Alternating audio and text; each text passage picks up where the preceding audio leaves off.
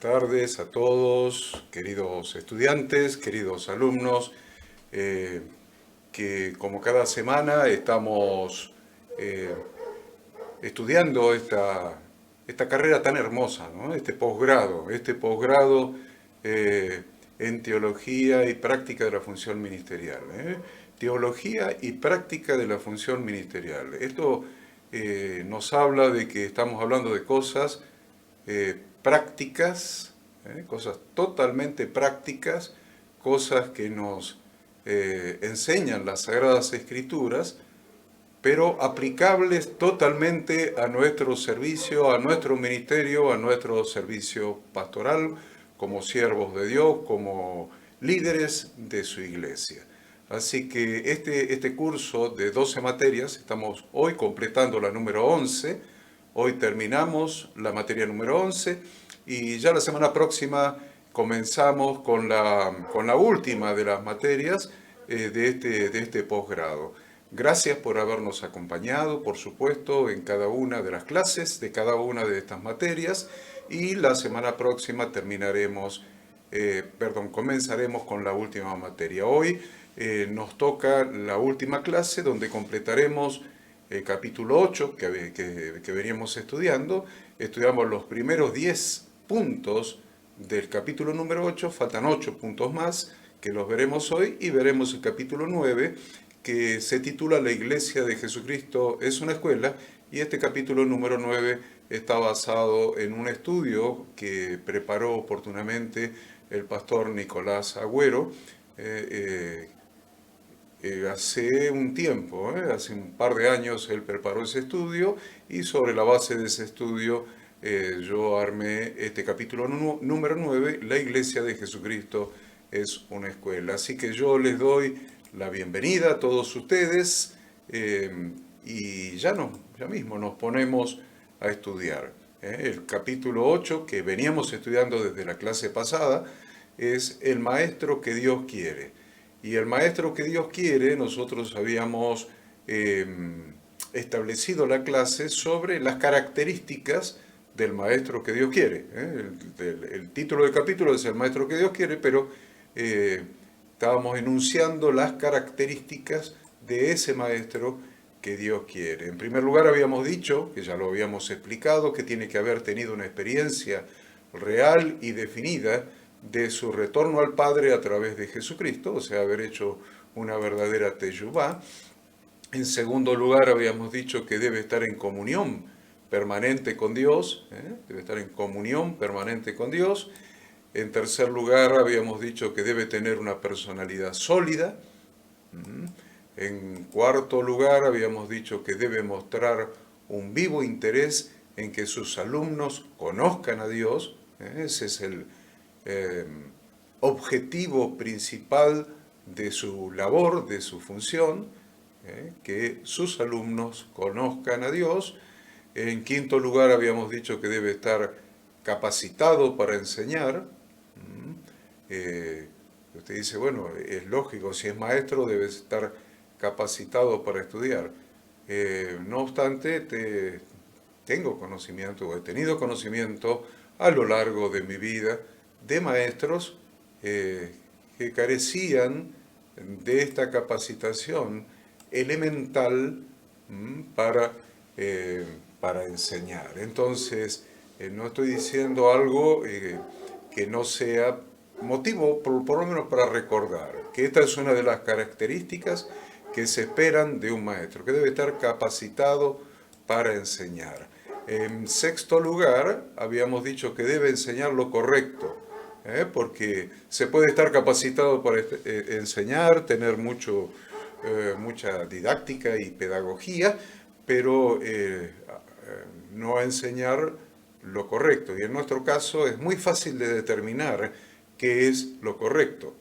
Nosotros como maestros sabemos que somos maestros de la palabra de Dios, maestros de las Sagradas Escrituras. Entonces para nosotros es muy fácil determinar qué es lo correcto que debemos enseñar.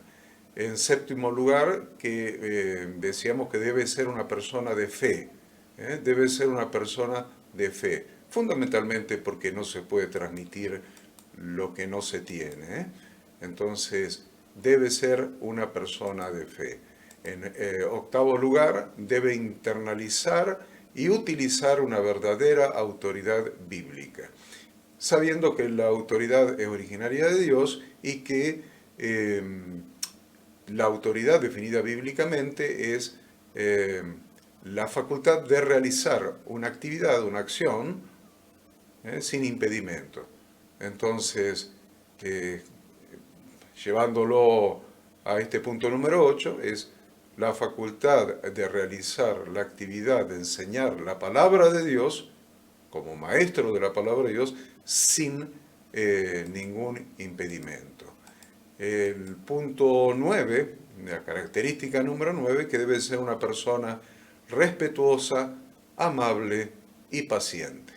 Respetuosa, hemos visto últimamente en las redes sociales una maestra o profesora, lo mismo, siendo muy irrespetuosa con un estudiante. Entonces ustedes me están entendiendo perfectamente a qué me estoy refiriendo con esto de ser una persona respetuosa, amable y paciente. Y en décimo lugar habíamos mencionado que debe cuidar su apariencia personal. Hemos vivido la experiencia de ver los dos extremos. Cuando nosotros, con mi esposa, éramos pastores en los Estados Unidos, en la ciudad de Pomona, en el condado de Los Ángeles, hemos visto en varias iglesias los dos extremos. Hemos visto en unas iglesias ultra modernas o ultra informales, ver pasar al frente a enseñar la palabra en los servicios congregacionales, en los servicios dominicales. Hemos visto pasar a personas con zapatillas, medias blancas, ¿vieron? Como de tenis, con pantalón corto, remera, remera, bueno, allá se dice playera o remera para nosotros, pantalón corto, medias blancas y zapatillas, enseñando al frente de las congregaciones. Eso lo hemos visto por un lado, pero también hemos visto personas, maestros muy formales, con su traje, su corbata, su presentación, y realmente hemos visto los diferentes resultados, ¿no? Entre quienes cuidaban su apariencia personal y quienes no lo hacían. El respaldo de la autoridad que da una buena apariencia personal.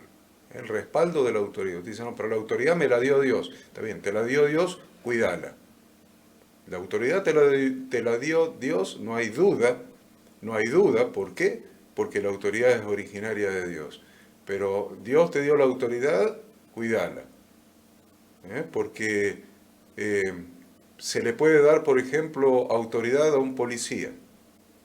Pero si un policía está vestido como estos que yo les menciono, con remera, pantalón corto, medias y zapatillas, esa autoridad la está dilapidando, la está desperdiciando, la está dilapidando por no cuidar su manera de vestir. Debe vestir como un policía, debe vestir como un policía.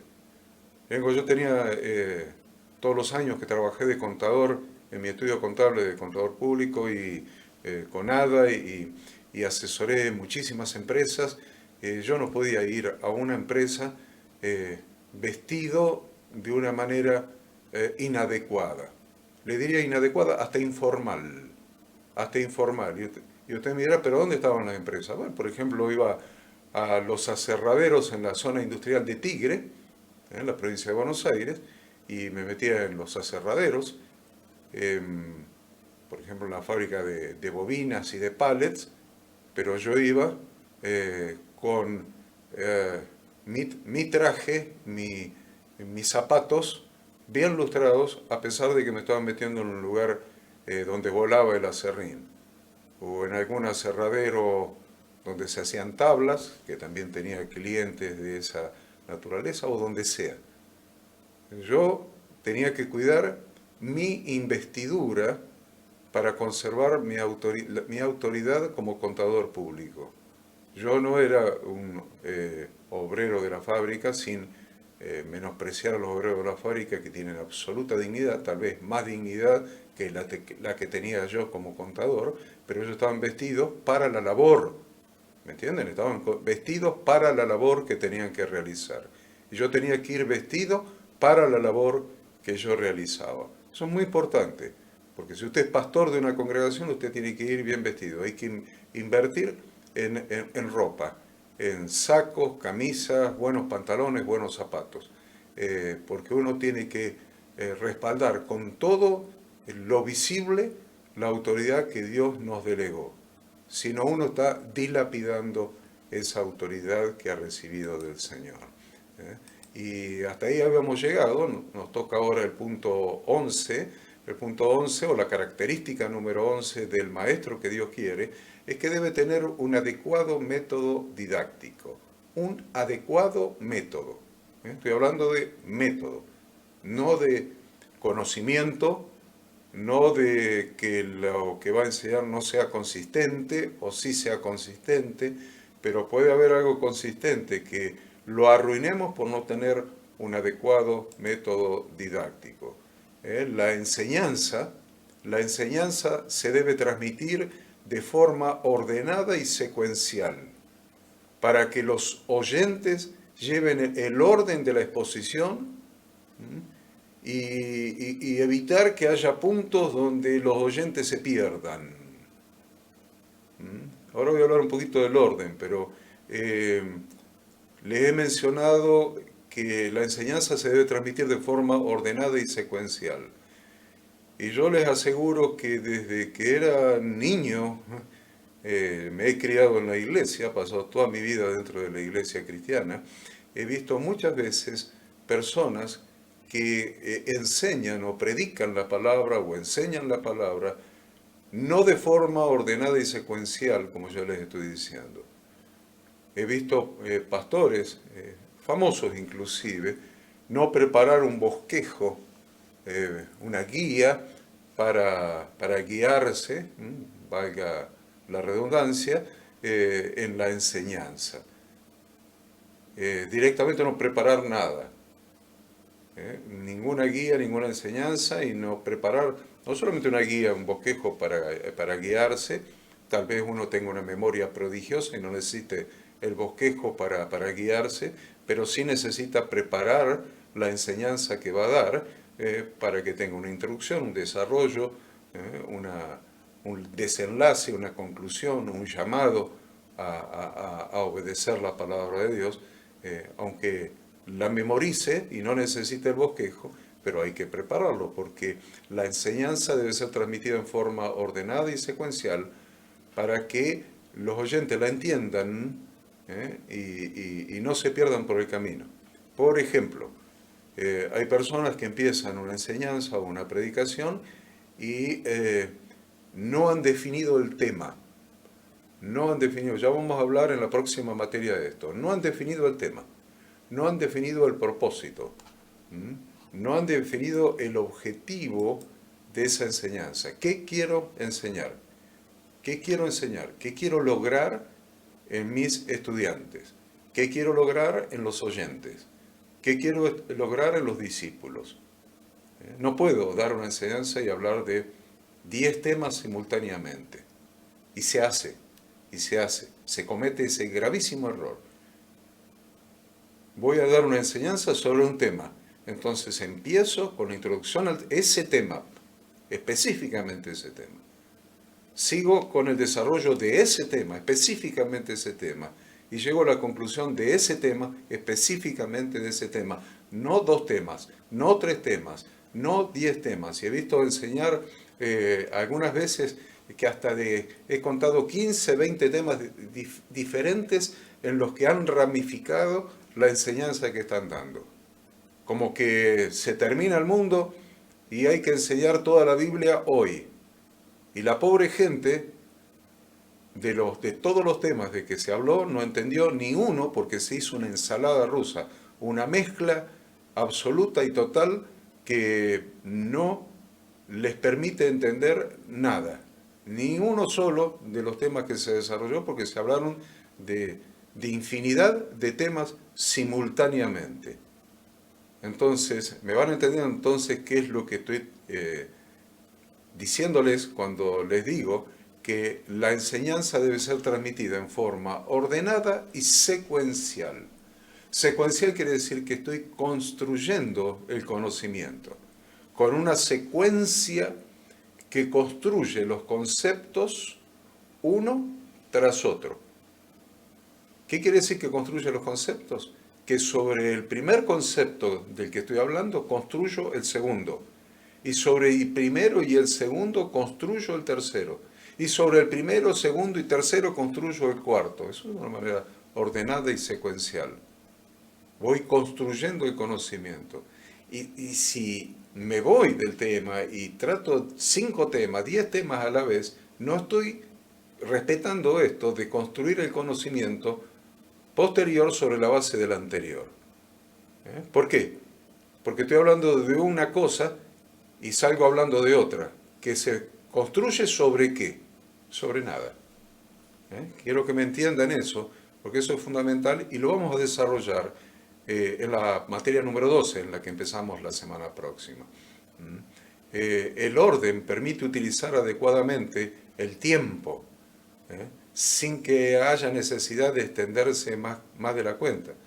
Nosotros hemos enseñado, y yo lo he escrito en el manual de funcionamiento del ministerio, que a la gente nueva no se le puede dar una hora de enseñanza a que recién recibe al Señor y no conoce las Escrituras, porque realmente no va a conocer nada, porque es demasiada información junta.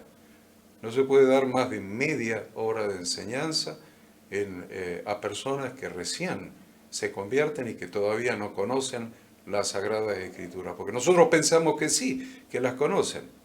Y empezamos a hablar, porque sí, dice tal cosa en la palabra, y se acuerdan del texto que dice, ¿qué se van a acordar? ¿Qué se van a acordar si nunca lo escucharon? ¿Se acuerdan de lo que dice en tal lugar? Y bla, bim, bum, bum. Hacemos realmente una clase de teología o de Biblia con personas que recién están comiendo o bebiendo, vamos a decir, o vamos a decirlo de una manera más adecuada, o siendo alimentados con leche espiritual. Entonces, el orden permite utilizar adecuadamente el tiempo, sin que haya necesidad de extenderse más de la cuenta, porque no llego hasta el final. No llego hasta el final porque por el camino me desvié 10 veces del tema. Entonces, lógico, no llego con el tiempo hasta el final. El tiempo es algo que un maestro debe tener en cuenta. Debe tener un reloj, mirar el reloj y ajustarse al reloj. De allí que es buen consejo utilizar esquemas. La falta de orden se evidencia cuando las personas hablan de cosas que no tienen relación con la enseñanza. ¿Vieron? ¿Entienden? Usted está viendo en su material de estudio que estoy repitiendo lo que les acabo de decir.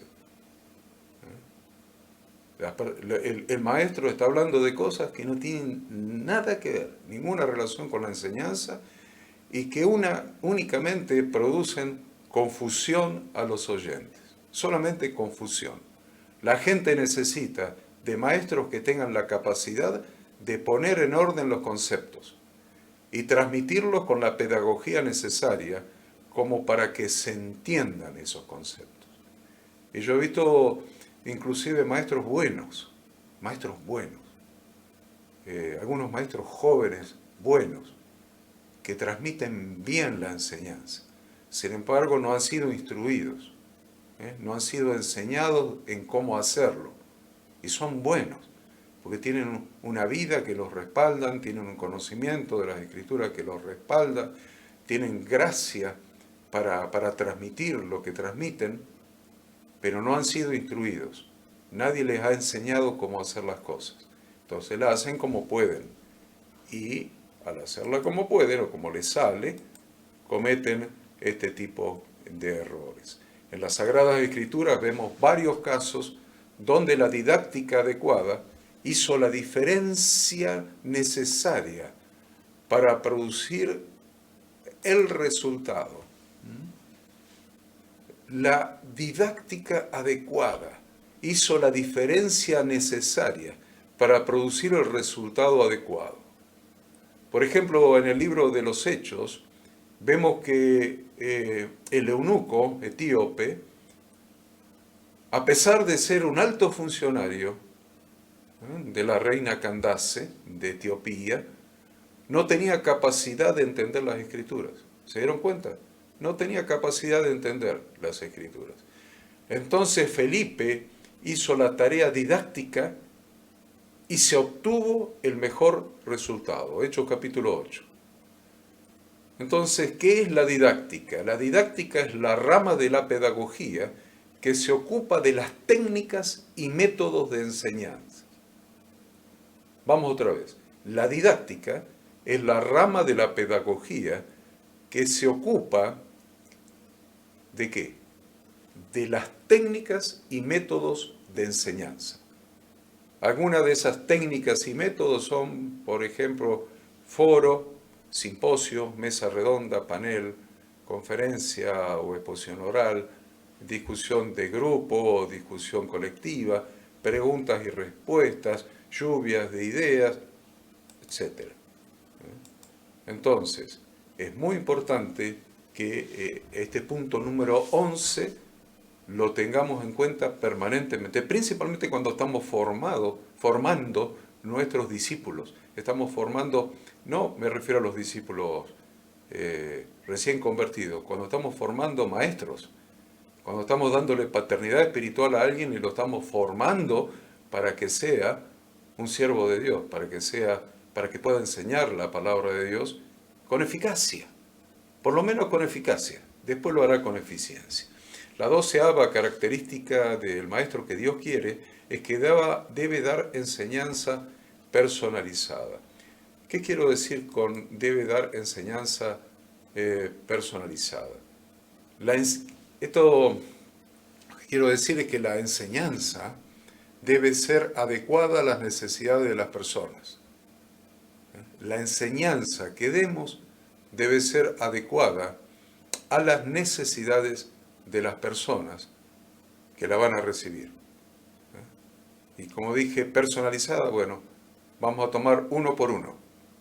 La enseñanza que demos, aunque tengamos 10 personas, 20 personas como alumnos, en el grupo de alumnos o de discípulos en ese momento, la enseñanza debe ser adecuada a las necesidades de cada persona que va a recibir la enseñanza y ajustada a su capacidad de aprendizaje. La enseñanza debe indefectiblemente influenciar el entendimiento de la persona que está siendo enseñada. La ventaja del educador cristiano es que la enseñanza de la palabra de Dios siempre, pero siempre, influencia positivamente el entendimiento de las personas. Por eso la Biblia nos enseña eso, que la enseñanza de la palabra de Dios siempre cumple aquello para lo cual Dios la envió. Nunca vuelve vacía. ¿Por qué? Porque dice Jeremías 10:14, todo hombre es torpe, falto de conocimiento. Por este motivo, todo hombre necesita la enseñanza, porque la enseñanza es dada. Según Proverbios 1, capítulo 1, versículo 2, la enseñanza es dada para entender sabiduría y doctrina. Esto habría que saberlo de memoria. Los maestros deberían saber estos, a ver cuántos, 6 versículos. Proverbio 1 del 2 al 7. La enseñanza es dada para entender sabiduría y doctrina, para conocer razones prudentes, para recibir el consejo de prudencia, justicia, juicio y equidad, para dar sagacidad a los simples y a los jóvenes inteligencia y cordura. Dice el versículo 5, oirá el sabio y aumentará el saber, Y el entendido adquirirá consejo para entender proverbio y declaración, palabras de sabios y sus dichos profundos. El principio de la sabiduría es el temor de Yahweh. Los insensatos desprecian la sabiduría y la enseñanza. Qué hermoso esa escritura de Proverbios. El maestro que Dios quiere debe producir aprendizaje. Es la característica número 13. Debe producir, debe provocar, debe producir, creo que es la palabra adecuada, debe producir aprendizaje en los estudiantes. No es suficiente con tener buenas técnicas de enseñanza. Debemos tener presente que estamos hablando de un proceso al que hemos denominado enseñanza. No. Aprendizaje. No. El proceso se denomina enseñanza-aprendizaje. Enseñanza-aprendizaje. No hay una verdadera enseñanza, sino un verdadero aprendizaje. Entonces, ¿qué estamos diciendo? Que el proceso culmina cuando se ha producido satisfactoriamente el aprendizaje correcto. Ahí culmina el proceso. Entonces, el aprendizaje implica un cambio permanente en el pensamiento y en la conducta, o en la conducta o en la conducta, lo que sea. Porque nosotros sabemos que todo lo que se modifica en el pensamiento tiene una materialización en la conducta. Entonces, ¿para qué es la enseñanza? Para producir un cambio permanente. Y les diría más, en el sentimiento, en el pensamiento y en la conducta de los estudiantes. En otras palabras, la evidencia de que se enseña de la manera que se debe enseñar es que los oyentes comprenden la enseñanza de la palabra de Dios. Comprenden, no entienden, usé la palabra comprenden. Comprenden quiere decir que abarcan e internalizan la enseñanza de la palabra de Dios y como consecuencia su modo de pensar y sus actitudes son transformadas. Dice en Nehemías capítulo 8, y todo el pueblo se fue a comer y a beber, y a obsequiar porciones y a gozar de grande alegría, porque habían entendido las palabras que les habían enseñado. Fue cuando encontraron el rollo de la Torá, y los sacerdotes y los levitas les leían al pueblo ese rollo de la Torá, esas instrucciones de Dios que nunca antes habían escuchado. Y las escuchaban por primera vez y lloraban. Sin embargo, les dijeron, no lloren, vayan y gócense. Por eso fueron a comer y beber. Y se obsequiaban en regalos, porciones. Y gozaban de alegría, porque habían escuchado la Torá de Dios. Y la habían entendido, porque los levitas se las explicaban, se las enseñaban de manera que ellos la entendiesen. De esa manera enseñaban los maestros levitas. La característica número 14 es que debe siempre basar su enseñanza en la Biblia. Siempre la enseñanza de un maestro bíblico, de un maestro según el modelo de Jesucristo, es que siempre debe basar su enseñanza en la Biblia. Recién les decía que la Escritura nunca vuelve vacía. ¿Saben por qué? ¿Saben por qué? Por lo que dice 2 Timoteo capítulo 3. Toda la Escritura, es inspirada por Dios. ¿Cuál parte de la Escritura? Toda. Antiguo Testamento, Nuevo Testamento, toda la Escritura es inspirada por Dios y útil para enseñar, para redarguir, para corregir, para instruir en justicia, a fin de que el hombre de Dios sea perfecto, enteramente preparado para toda buena obra. La verdad, no es correcto fundamentar la enseñanza en experiencias personales. Lo hemos visto muchas veces. Porque yo experimenté... No.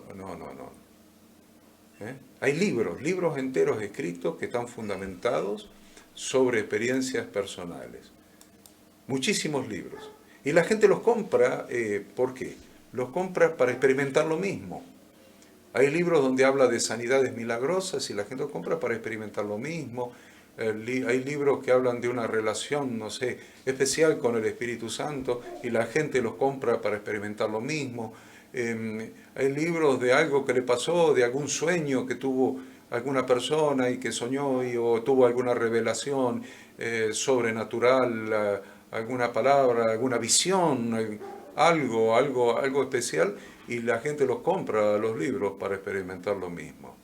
Yo quiero decirles que tengan en cuenta, por favor, tengan en cuenta que no debemos fundamentar la enseñanza en experiencias personales, en sueños, en ideas, en convicciones personales. Estas pueden ser usadas como ilustraciones, probablemente sí, como ilustraciones. Explicaciones también, podemos decir, estamos explicando algo y lo explicamos con alguna experiencia personal. Pues realmente son complementarias. Pero la Biblia contiene el mensaje que Dios quiere trasladar a su pueblo en forma total y completa. Ese mensaje está totalmente en la palabra de Dios, en las Escrituras, total y completamente. Dice Romanos capítulo 15, porque las cosas que se escribieron antes, para nuestra enseñanza se escribieron. Para nuestra enseñanza se escribieron, a fin de que por la paciencia y la consolación de las Escrituras tengamos esperanza. Vemos constantemente en las Escrituras que la predicación y la enseñanza que provienen del Señor tienen su cimiento en la Biblia. En la Biblia. Y yo les puse ahí en el libro, en el material de estudio, varios textos para respaldar esto que les estoy diciendo. En la Biblia. Las experiencias personales, por más fuertes, por más sinceras, por más reales que hayan sido, no dejan de ser experiencias personales. No son trasladables, la mayoría de las veces no son trasladables de una persona a otra. Lo que realmente es para todos los creyentes es las instrucciones contenidas en la Biblia, la revelación de Dios a través de las Sagradas Escrituras. Conocer a Dios a través, al Dios de la Biblia a través de la Biblia, conocer al Hijo de Dios, a nuestro Redentor, a Jesucristo, a través de las páginas de las Sagradas Escrituras y conocer las instrucciones de Dios a través de las Sagradas Escrituras. Ahí está todo lo que quieras experimentar, las más de 8.000 promesas que contienen las Escrituras, las tenés ahí, en el libro. Se dice que Israel es el pueblo del libro. El pueblo del libro. Y yo les digo una cosa, nosotros también somos el pueblo del libro. Hemos sido injertados en el buen olivo para ser también nosotros el pueblo del libro, el pueblo de las Sagradas Escrituras. La 15ª característica es que debe enseñar ajustándose a la doctrina bíblica. ¿Debe enseñar ajustándose a qué? A la doctrina bíblica. Leemos las palabras de Jesucristo condenando las enseñanzas de los fariseos. Hipócritas, bien profetizó de vosotros Isaías cuando dijo, este pueblo de labios me honra, mas su corazón está lejos de mí. Pues en vano me honran, enseñando como doctrinas mandamientos de hombres. Sin duda que Jesús basaba su doctrina en las Sagradas Escrituras. En ese momento la base de su enseñanza era la Torá, los profetas y los salmos. La Biblia que tenían en ese momento, el Tanaj, la Biblia que tenían en ese momento. La Torá, los profetas y los salmos. Entonces, miren qué interesante es relacionar su enseñanza con lo que él decía.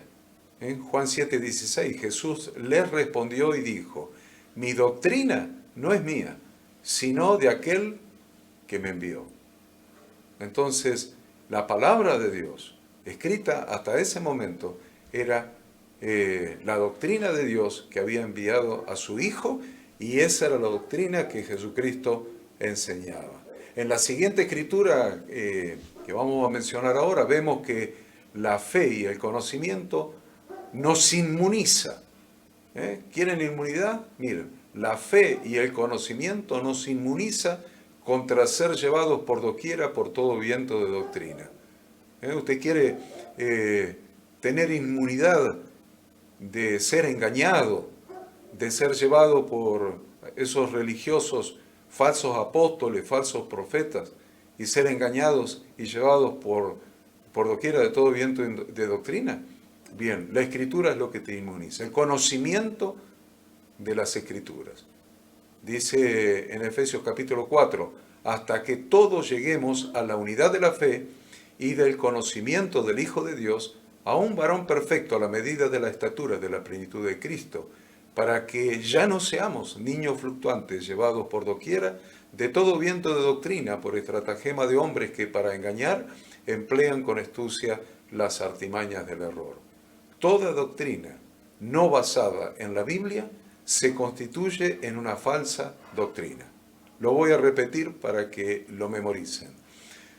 Toda doctrina no basada en la Biblia se constituye en una falsa doctrina. Primera Timoteo 4. Pero el Espíritu dice claramente que en los postreros tiempos algunos apostatarán de la fe, escuchando espíritus engañadores y doctrinas de demonios. Es fuerte, ¿eh? Doctrinas de demonios. Por esta razón debemos tener cuidado con la doctrina que enseñamos. Se lo decía Pablo a Timoteo. Ten cuidado de ti mismo y de la doctrina. No solamente de ti mismo y de la doctrina. Persiste en ello, pues haciendo esto te salvarás. Estamos hablando de salvación. Teniendo cuidado de ti mismo y de la doctrina, te salvarás a ti mismo y a los que te oyeren. Así de importante es. Algunas características de la verdadera doctrina son, en primer lugar, la verdadera doctrina es conforme a la piedad. Primera Timoteo 6:3. Piedad se traduce del griego,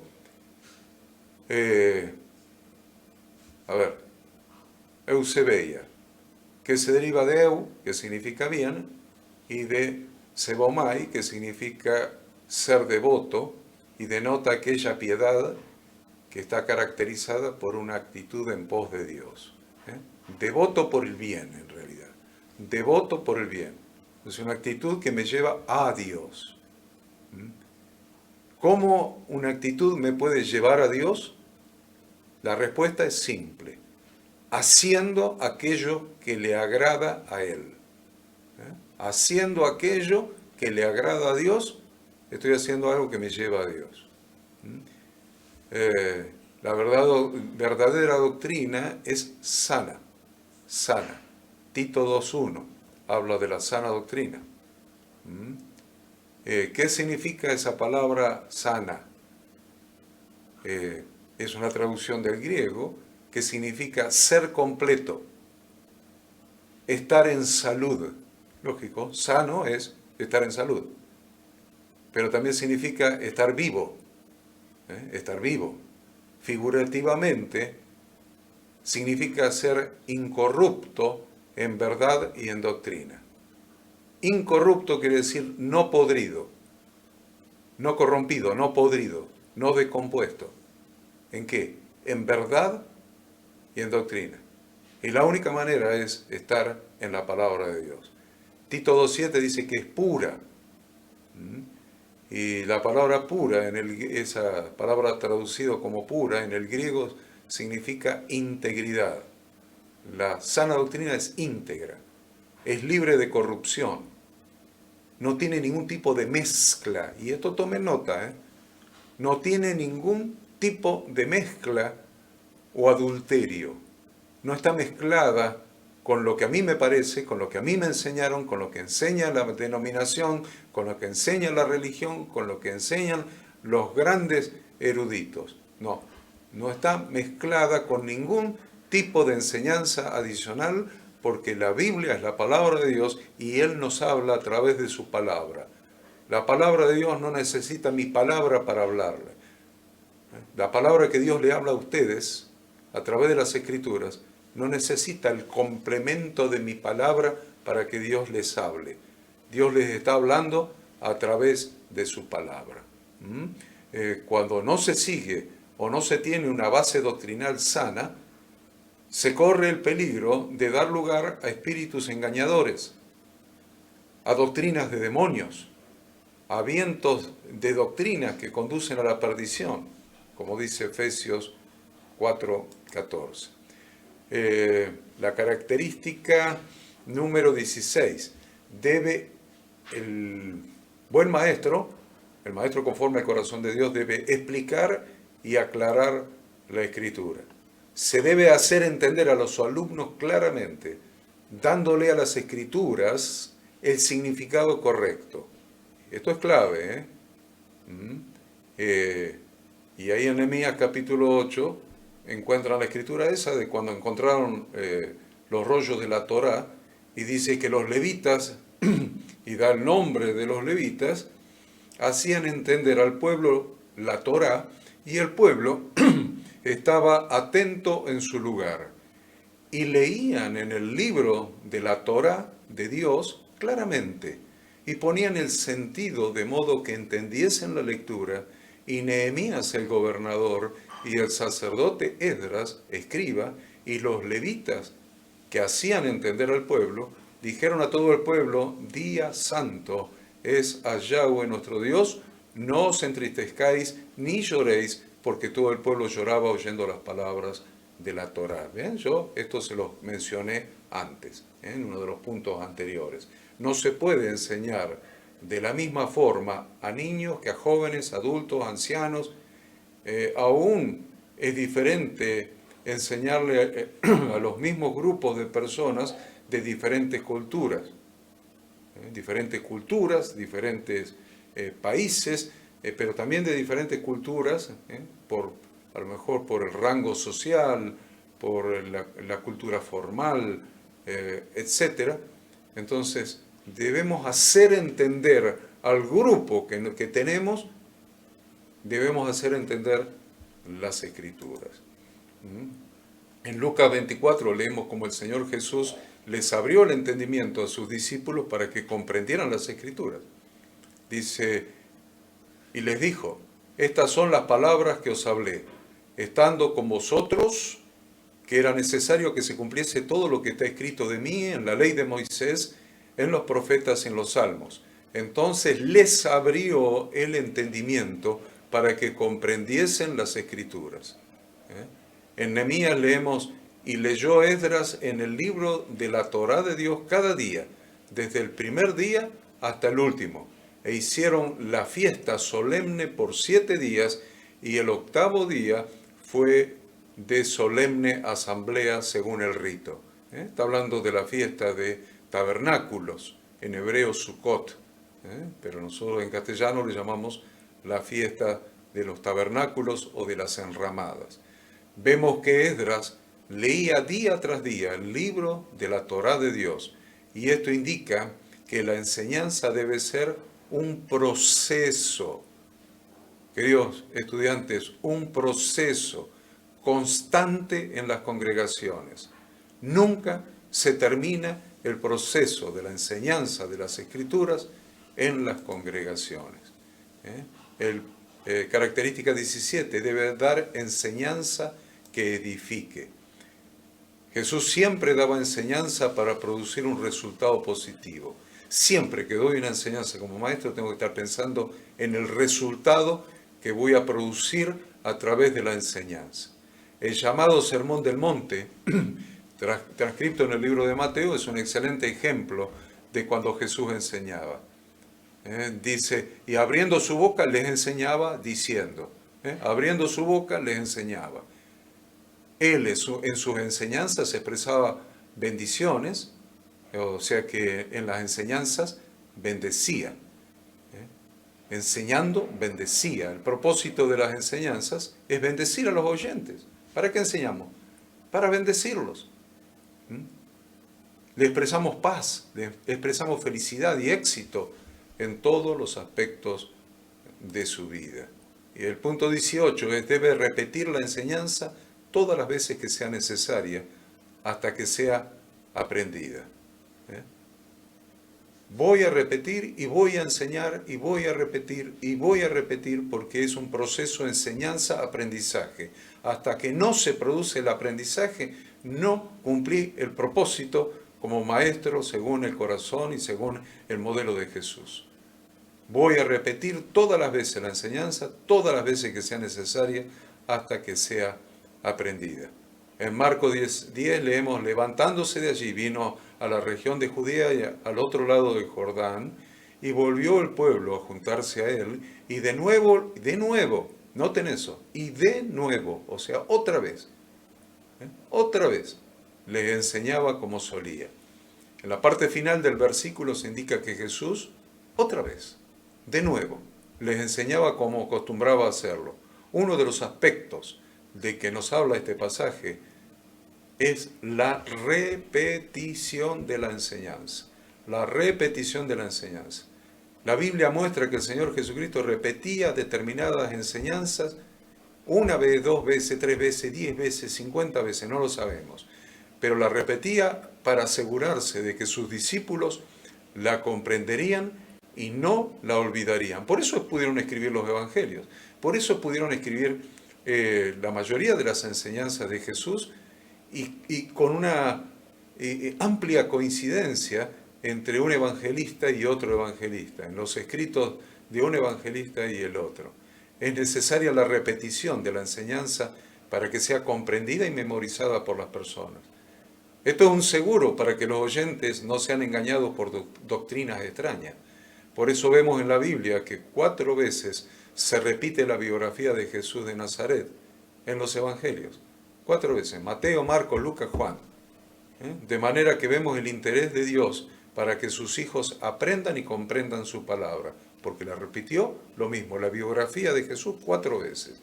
También el apóstol Pablo en Filipenses decía: por lo demás, hermanos, gozaos en el Señor, a mí no me es molesto el escribiros las mismas cosas. ¿Se dan cuenta? Las mismas cosas.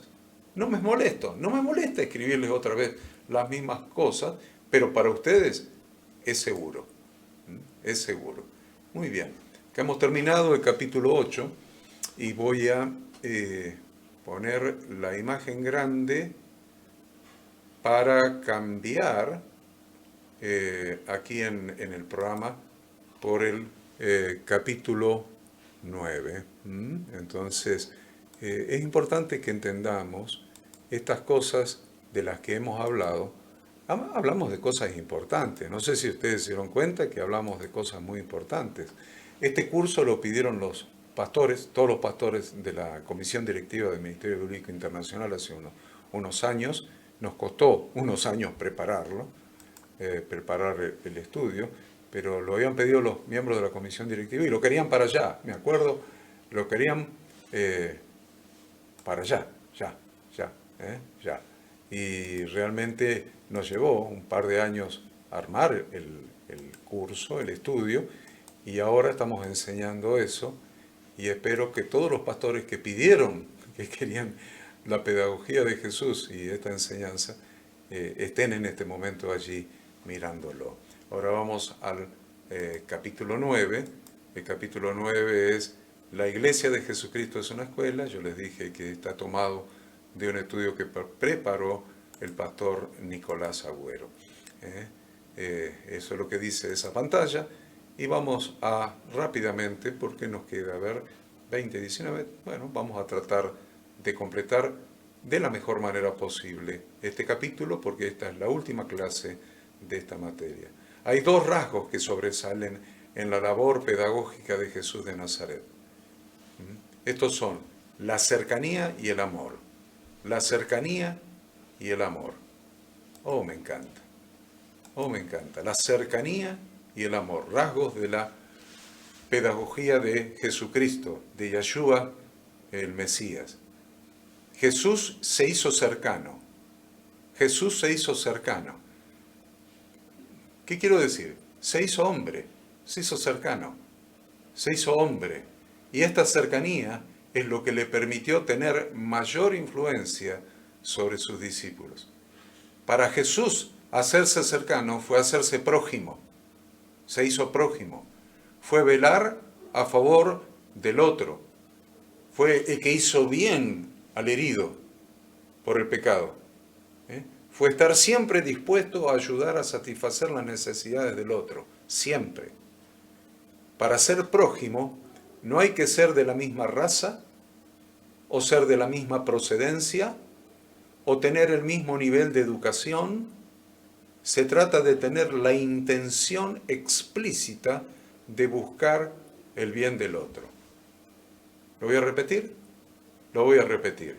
Para ser prójimo, no hay que ser de la misma raza, o ser de la misma procedencia, o tener el mismo nivel de educación. Para ser prójimo, debemos entender que debemos tener la intención explícita de buscar el bien del otro. Ustedes vieron la parábola del buen samaritano, si no, analícenla nuevamente y van a ver cuál es la característica del que fue el prójimo del herido. La cercanía a nivel humano es un rasgo que genera empatía y confianza, posibilitando mejor clima para la enseñanza, mejor clima para la enseñanza, para la interacción que es necesaria en la enseñanza para establecer ese diálogo necesario en el proceso de enseñanza-aprendizaje. Optar por la cercanía es la distancia y como tal es una de las características de la... a ver, ¿qué les estoy diciendo? Espérenme que le voy a poner la pantalla. Le voy a poner la pantalla. Optar por la cercanía, les estaba diciendo, ahí les pongo la pantalla, desde el humano, es optar por un rasgo de la pedagogía de Jesús. Es un rasgo de la pedagogía de Jesús. A ver si me estoy salteando.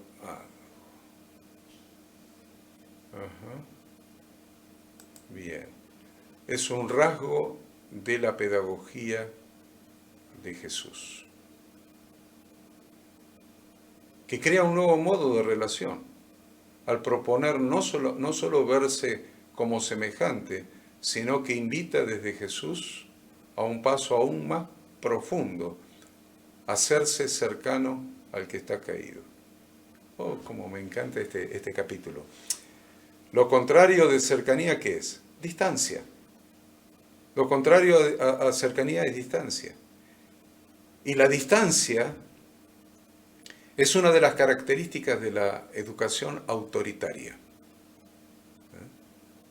En este tipo de educación, en la educación autoritaria, de la cual conocemos, no tanto, yo no me acuerdo de la escuela primaria mucho, tal vez me acuerde un poco de algunos profesores de la escuela secundaria, pero no muchos. En la escuela secundaria también los profesores son excelentes pedagogos, puede haber alguno, pero no me acuerdo en este momento de ninguno que haya sido autoritario. Pero sí me acuerdo de la universidad. Cuando estudié en la Universidad de Buenos Aires, todos esos años, la mayoría de los docentes, escuchen lo que digo, la mayoría de los docentes practican la educación no de la cercanía, sino de la distancia, la educación autoritaria, de ni siquiera mirar al alumno, ni siquiera tener en cuenta que el alumno está ahí, hablar al aire, al viento, y el que entendió, entendió, y el que no entendió, no entendió, el que está atendiendo, el que no no importa, y que se durmió, que se duerma, y el tipo está en las 2 horas de la clase mirando para arriba, enseñando magistralmente, por supuesto, con absoluto conocimiento, es un profesor universitario, pero el alumno es absolutamente ignorado. Eso es la educación autoritaria. En ese tipo de educación, el maestro no se quiere ver involucrado con los estudiantes. En el autoritarismo prima la ley por la ley. La ley por la ley misma. El manual de convivencia en frío, la acumulación de las faltas, el reglamento de trabajo, los cánones del contrato de trabajo. El autoritarismo evita el compromiso en lo humano, evita el compromiso en lo humano y huye hacia la rigidez y la norma. Yo respeto la norma y el tipo es rígido. No hay un ser humano enfrente. No hay un proceso enseñanza-aprendizaje. En definitiva, hay un proceso enseñanza. Le falta la otra pata, aprendizaje. Hay un proceso enseñanza. Es imposible que este método cree algún tipo de relación o de relaciones.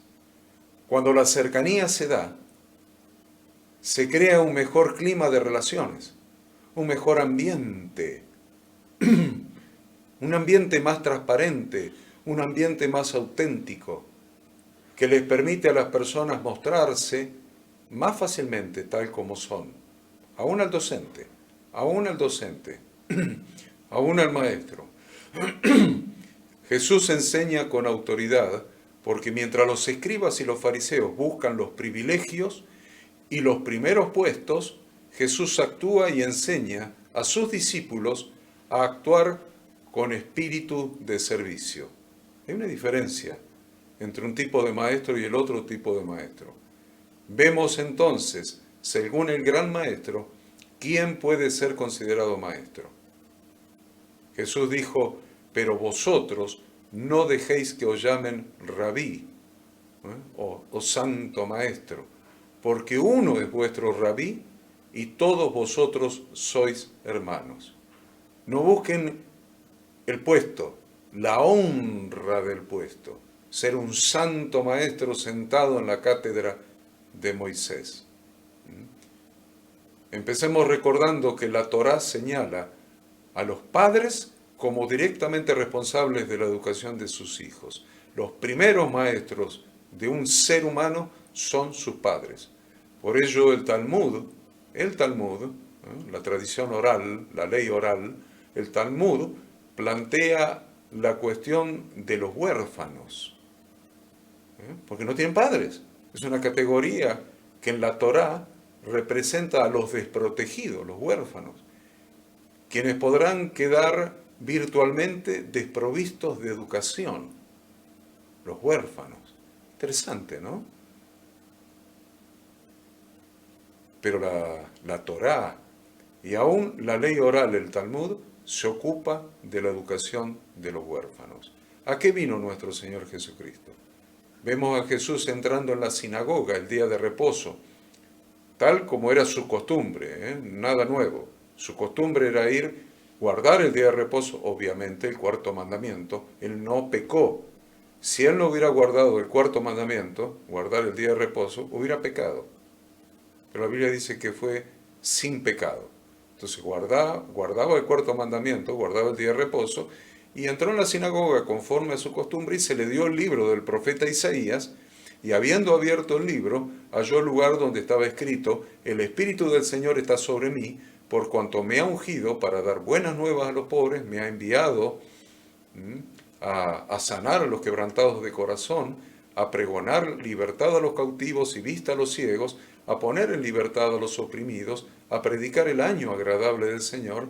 Y dice que enrollando el libro, lo dio al ministro y se sentó, y los ojos de todos en la sinagoga estaban fijos en él, y comenzó a decirles, hoy se ha cumplido esta escritura delante de vosotros. Jesús utilizó dos métodos para poder cumplir con estas cosas. Estas cosas que él anunció, leídas directamente de la Torá de su padre, no del Pentateuco, sino de los profetas, del profeta Isaías, y leyó esa misión que el Padre le había dado a él, por la cual lo había ungido con el Espíritu del Padre, el Espíritu Santo. Lo había ungido para esas cosas que hemos leído, pero ¿cuáles son los dos métodos que Yeshua de Nazaret utilizó para poder cumplir con estas cosas? Uno de los métodos más conocidos y lo que más espera la gente de nosotros, o de Jesús, lo esperaba en su momento, pero también lo espera de nosotros, no se crean que no, es la realización de milagros. Lo espera de cada uno de los maestros conforme al modelo de Jesús, porque es el modelo. Entonces, vos vas a enseñar a un lugar y la gente quiere que ores porque le duele el codo. Otro le quiere que le ores porque le duele la rodilla. Otro que le ores porque tiene catarro. Otro que le ores porque no está viendo bien. Tómate el tiempo de orar por cada uno. Ora por cada uno. Porque es uno de los métodos que usó Jesús para llamar la atención a su pedagogía, a su enseñanza. Y el otro método, el que menos quiere la gente, no es como el de milagro, que es el que más quiere la gente, este es el que menos quiere la gente, pero el que más usó Jesús fue el de la enseñanza. Estas cosas habló Jesús y levantando los ojos al cielo dijo: Padre, la hora ha llegado, glorifica a tu Hijo, para que también tu Hijo te glorifique a ti. Como me has dado potestad, me has dado autoridad sobre toda carne, para que dé vida eterna a todos los que me diste. Y esta es la vida eterna, que te conozcan a ti, el único Dios verdadero, y a Jesucristo, a quien has enviado. Yo te he glorificado en la tierra, he acabado la obra que me diste que hiciese. Escuchen eso del versículo 4. He acabado la obra que me diste que hiciese. Ahora pues, Padre, glorifícame al lado tuyo, a tu lado, glorifícame tú al lado tuyo, con aquella gloria que tuve contigo antes que el mundo fuese. Es la gran oración de Yeshua, en su último día, allí en el capítulo 17 del Evangelio de Juan. La pregunta que nos podemos hacer es: ¿cuál fue la obra? ¿Cuál fue la obra? Porque leímos recién, a ver, vamos para atrás un poquito. Le dije que le presten atención al 4. Yo te he glorificado en la tierra, he acabado la obra que me diste que hiciese. La pregunta es: ¿cuál fue la obra que según el versículo 4 Jesús dijo que había acabado y que el Padre le había dado que hiciese? Su muerte expiatoria todavía no había sucedido, sin embargo, Jesús dice haber acabado la obra que le fue encomendada por el Padre. En los evangelios tenemos 15 veces las palabras sanaba o sanado, con relación a que Jesús sanaba, pero tenemos, miren, 15 veces les dije, ¿no? Contra 45 veces que dice que Jesús enseñaba o la palabra enseñando. Debemos notar que Jesús lo llaman 64 veces maestro, contra ninguna vez de ser llamado sanador. Sus seguidores fueron llamados discípulos en las Escrituras en 253 oportunidades, y entonces nos queda claro que sanador ninguna vez, pero la gente esperaba los milagros, pero maestro 64 veces, y la gente que lo seguía, discípulos, 253 veces. ¿Qué me está dejando claro esto? Que su gran ministerio, el gran ministerio de Yeshua de Nazaret, fue el de enseñar, Y la obra que había acabado, que el Padre le había dado para que hiciese, era la de formar la primera iglesia neotestamentaria a partir de la enseñanza, la formación de la primera iglesia neotestamentaria a partir de la enseñanza a sus discípulos. Debemos meditar acerca de cuál era la razón por la que en los evangelios a sus seguidores los llamaban discípulos entonces. Y también el motivo por el que Jesús ponía requisitos muy fuertes para ser sus discípulos. Si alguno viene a mí y no aborrece a su padre y madre y mujer e hijos y hermanos y hermanas y aún también su propia vida, no puede ser mi discípulo. Y el que no lleva su cruz y viene en pos de mí, no puede ser mi discípulo. Jesús puso requisitos para poder pertenecer a su grupo de alumnos, que es lo que significa la palabra discípulo, siendo el principal de los requisitos el de tener un corazón dispuesto a dejar todo y ponerlo en primer lugar a Él y a sus enseñanzas, y a sus enseñanzas. Y el segundo era hacer los sacrificios necesarios para ser capacitado para servirlo, para ser discípulo.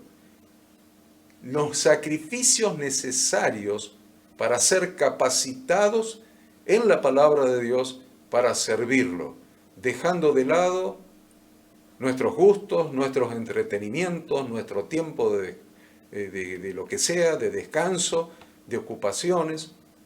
Hoy continúa siendo exactamente igual, exactamente los mismos requisitos.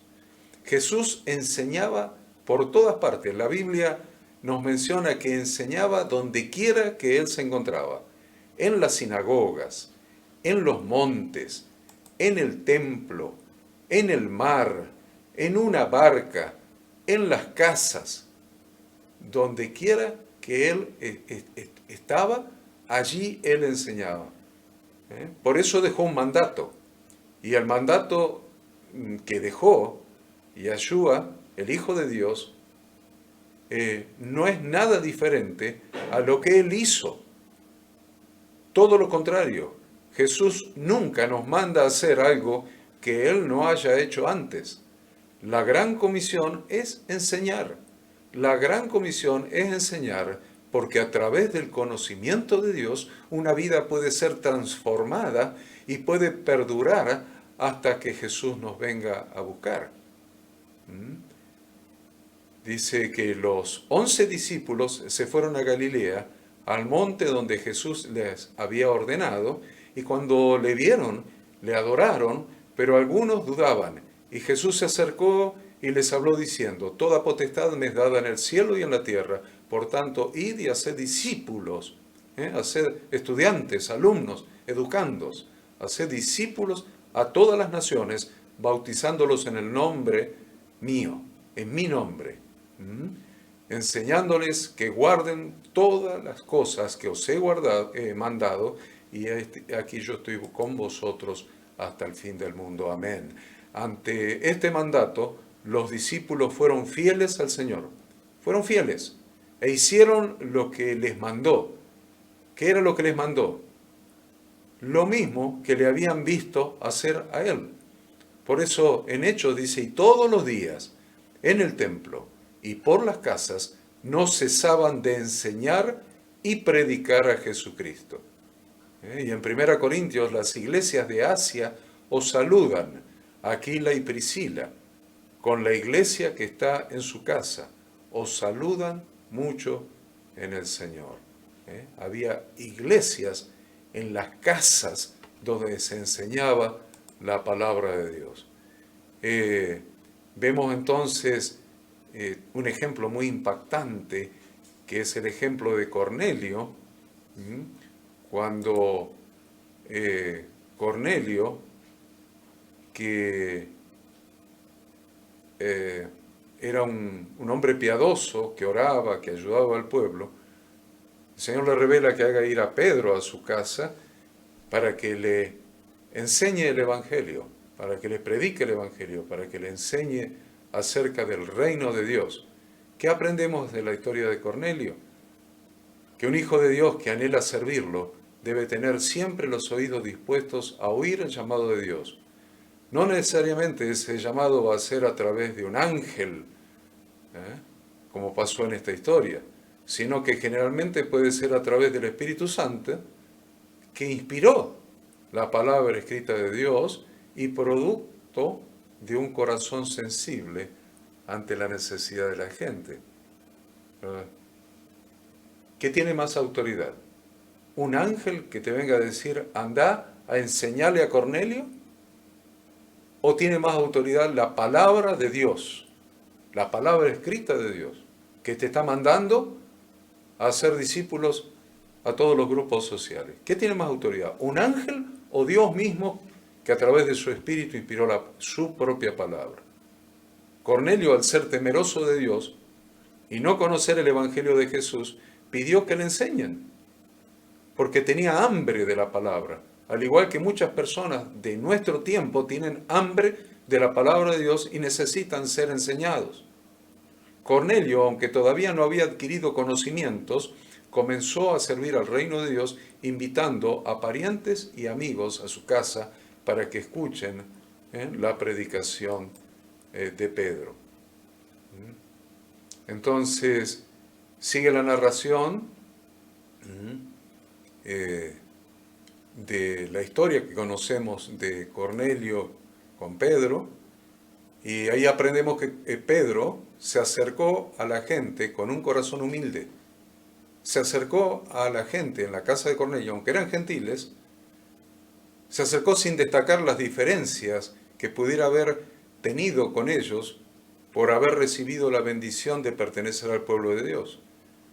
Pedro había recibido la bendición de pertenecer al pueblo de Dios, Cornelio no, pero no les destacó las diferencias. Se acercó con un corazón humilde a enseñar la palabra de Dios. Pedro aceptó que Dios no hace acepción de personas.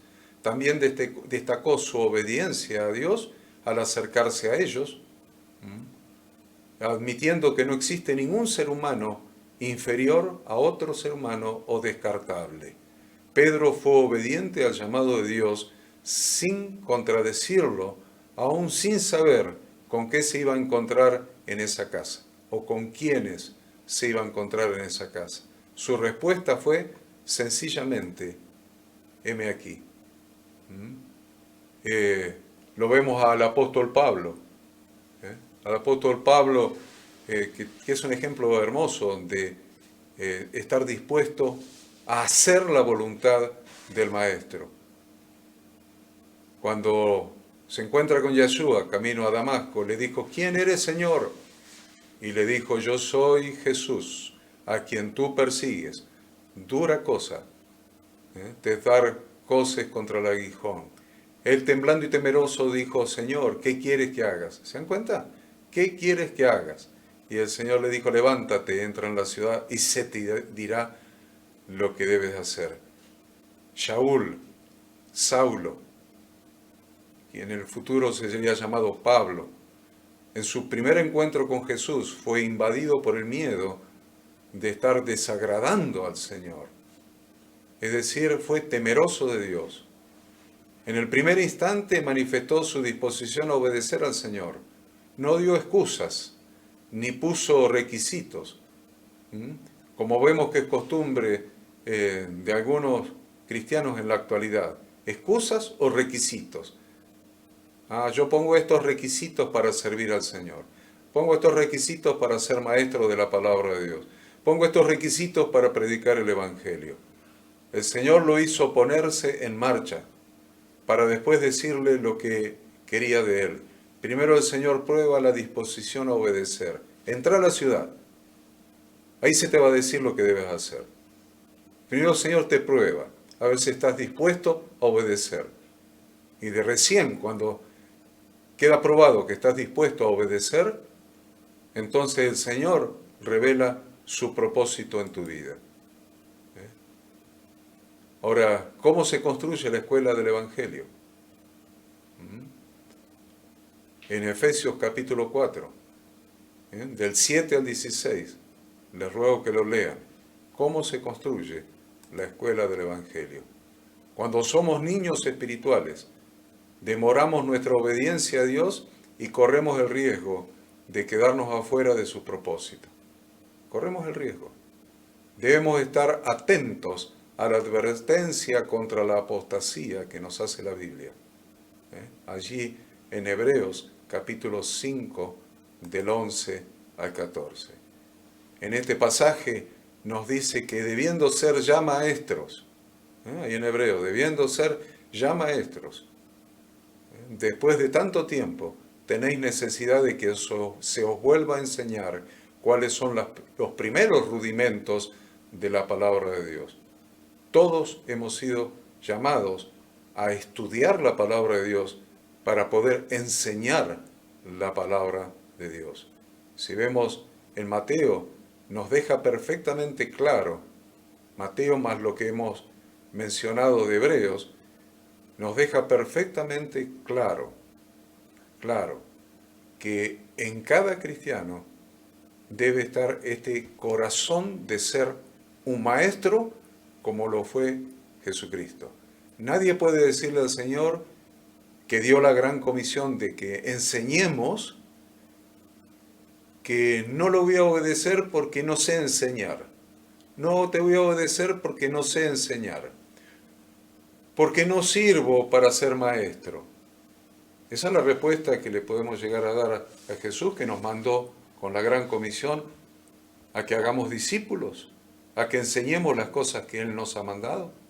Esto sería decirle al Señor que el Hijo de Dios está equivocado cuando afirma que cada discípulo de Cristo a la vez debe ser un maestro que enseña las verdades del Evangelio. Porque si un cristiano no sirve para enseñar el camino de la salvación a los que se pierden, entonces, ¿para qué sirve? ¿Para qué sirve? Simple y sencillamente. Es como aquel que en medio de una gran epidemia tiene en su bolso el remedio, pero no se lo da a la gente porque dice que no sabe cómo hacerlo. Es interesante, ¿no? Y esto no lo escribí ahora con esta pandemia y todo esto, no. Esto lo escribí hace años. Si alguien tiene el remedio que cura al prójimo, si alguien tiene la penicilina para curar la tuberculosis en su momento, había que guardar la penicilina, especular con la ganancia, ¿qué había que hacer? O darla para curar semejante enfermedad. Entonces, cuando pasamos mucho tiempo en el lugar de reunión de la iglesia y no nos ponemos en marcha para servir, empezamos a ser como esos parásitos que se nutren del cuerpo, pero no le aportan nada beneficioso. Y terminan enfermando a los miembros del cuerpo. Son miembros enfermos que terminan enfermando al cuerpo mismo. En primer lugar, es necesario que creemos una escuela del Evangelio en la que cada casa de familia sea un aula. Se lo voy a repetir a esto. En primer lugar, es necesario que creemos una escuela del Evangelio en la que cada casa sea un aula. Que podamos enseñar en las casas, como lo hacía el apóstol Pablo, según él mismo lo expresa en la siguiente escritura. Y como nada que fuese útil he rehusado anunciaros y enseñaros, está hablando el apóstol Pablo, nada que fuese útil he rehusado anunciaros y enseñaros públicamente, ¿y dónde? Y por las casas, testificando a judíos y a gentiles acerca del arrepentimiento para con Dios y de la fe en nuestro Señor Jesucristo. Léalo a eso en Hechos 20, 20 y 21.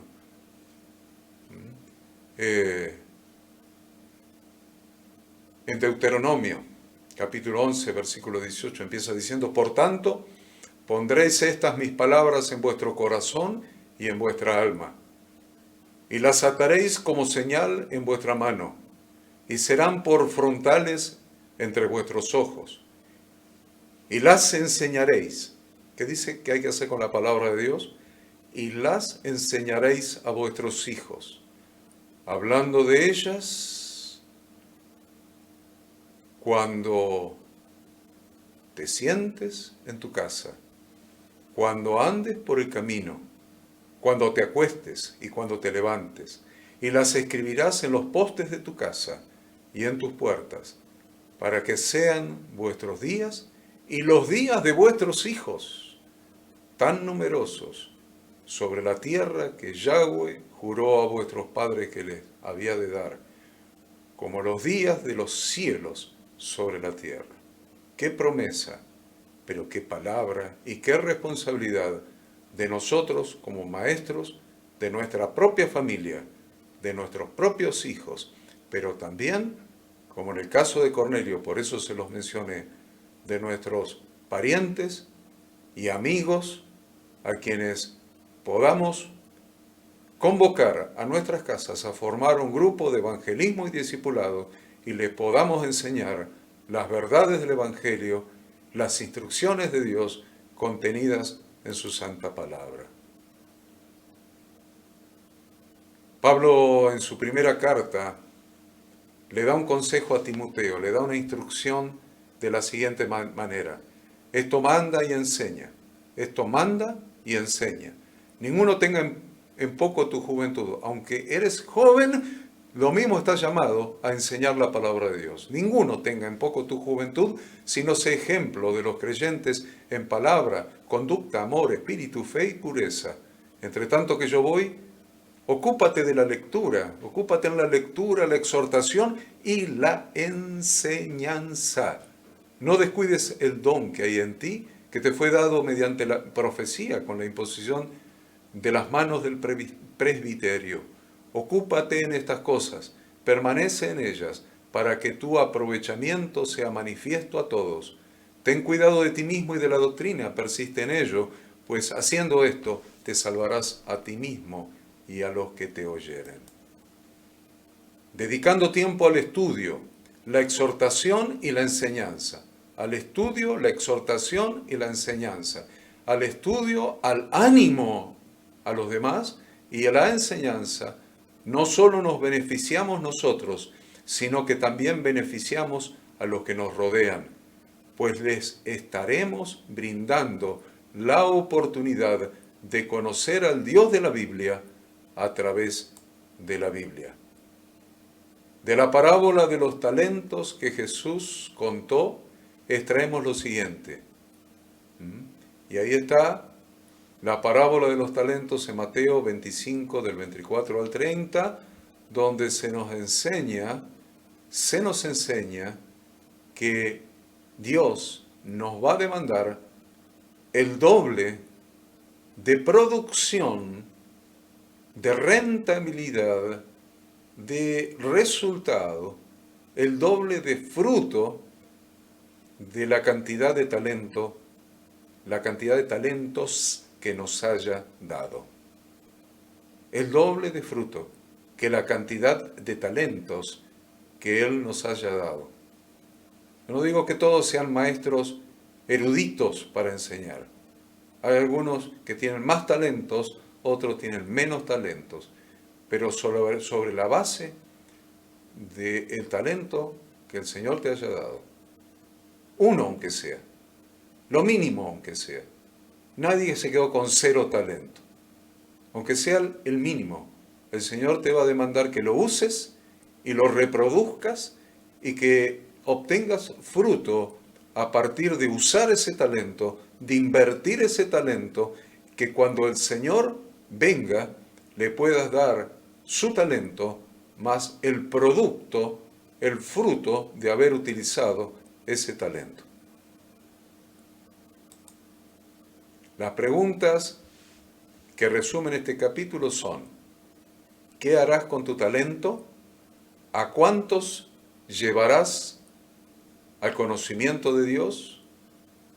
¿A cuántos llevarás al conocimiento? ¿Se dan cuenta que tiene que ver con la enseñanza? ¿A cuántos llevarás al conocimiento de Dios? Porque Jesús dijo, y esta es la vida eterna, que te conozcan a ti, el único Dios verdadero, y a Jesucristo, a quien has enviado. No pueden conocer lo que no se les enseña. no pueden conocer, no hay manera de conocer lo que no se les enseña. Por eso la iglesia es una escuela. La iglesia de nuestro Redentor, de nuestro Señor Jesucristo, de nuestro Santo Maestro, la iglesia de Yahshua el Mesías, es una escuela. Porque la vida eterna es que conozcan a Dios y a Jesucristo. Y para que conozcan, necesitamos maestros de la palabra de Dios. Maestros que enseñen el Evangelio. El Evangelio se enseña y se aprende. El Evangelio es enseñable, porque el Evangelio es un nuevo estilo de vida conforme a las instrucciones de Dios a las que debemos retornar a través de Jesucristo. Y es ese nuevo estilo de vida que debe ser enseñado, que se enseña y se aprende. Entonces, para enseñar necesitamos maestros. Para enseñar necesitamos a cada uno de ustedes. Los que ahora están viendo en vivo esta enseñanza y los que en el futuro, mañana, pasado, el mes que viene, dentro de 5 años, la verán grabada, porque quedará grabada en la página de la Facultad Bíblica. Dios requiere que cada creyente sea un maestro. Espero que de esta materia se haya entendido esto. Les rogamos que manden el trabajo práctico para terminar con esta materia y recibir la aprobación de la misma. Y la semana que viene, con Ada acompañándome en la enseñanza, vamos a comenzar con la materia que sigue, que creo que el nombre es práctica pedagógica. La materia que sigue la vamos a dar junto con Ada, o principalmente ella, y les pedimos que se inscriban en esa materia. Por favor, inscríbanse en esa materia para comenzar, recibir el material y comenzar todos juntos la semana próxima. Que Yahweh nuestro Dios los bendiga, que Yahweh nuestro Dios los guarde, que Yahweh nuestro Dios haga resplandecer su rostro sobre cada uno de ustedes, que Yahweh nuestro Dios alce sobre ustedes su rostro y ponga en ustedes toda clase de bendición, lo cual es Shalom. Y dice la Escritura que pongamos el nombre de Yahweh nuestro Dios sobre todas las cosas, sobre nuestros hijos, sobre nuestras iglesias, sobre nuestro ministerio, sobre nuestra vida. Pongamos el nombre de Yahweh nuestro Dios sobre todo, principalmente en este caso, en esta materia que acabamos de terminar, sobre nuestro ministerio, de servir al Señor mediante la enseñanza de su palabra. Y dice la Escritura que pongamos su nombre sobre nuestras cosas, nuestros hijos y sobre todo, y Dios, Yahweh nuestro Dios, nos bendecirá. Amén.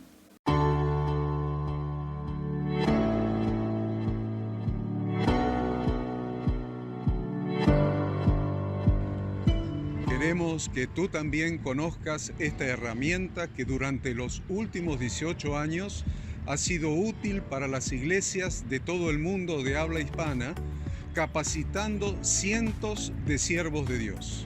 Las formas de aprender están cambiando y Ministerio Bíblico Internacional, a través de su Facultad Bíblica, brinda programas de formación ministerial bíblica, teológica y práctica para la multiplicación y edificación de la iglesia 100% online. Respondiendo a las necesidades de hoy, para aquellos que no cuentan con la posibilidad de asistir a clases presenciales, donde quiera que estés, en todo lugar, recibirás el material de estudio y verás las clases en vivo y on demand, accediendo a través de tu celular, PC, tablet o Smart TV. Recibe tu capacitación en las siguientes carreras: diplomado en teología para maestros de grupos de evangelismo y discipulado, licenciatura en teología pastoral, diplomado en teología y práctica ministerial para pastores, líderes y servidores. Súmate a los pastores que han organizado un grupo de estudio tutorial a distancia en la congregación, con estudiantes locales y de las otras iglesias de la zona. Esta es tu oportunidad como seguidor de Cristo para comenzar tus estudios y completar tus exámenes desde la comodidad de tu hogar y en los horarios que tengas disponibles. Súmate al liderazgo de este tiempo y adquiere las habilidades, herramientas y valores necesarios para impactar el mundo con la palabra de Dios y transformar la vida de aquellos que creen al Evangelio. Para más información, ingresá a facultadbiblica.cl.